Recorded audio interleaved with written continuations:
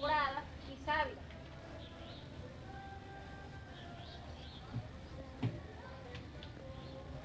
Estos ingredientes son llevados al vaso de la licuadora, un chorrito de limón,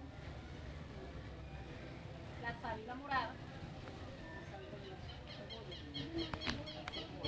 cebolla morada,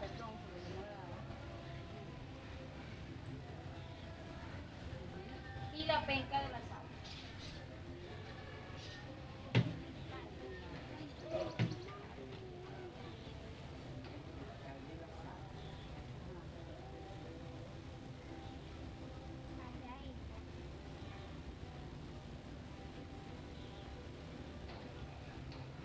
Picamos la sábila en trocitos.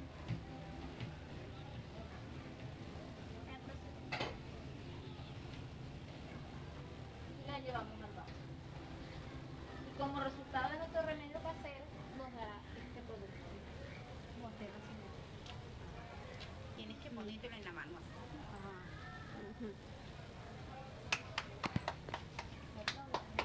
Sí, creo que sí.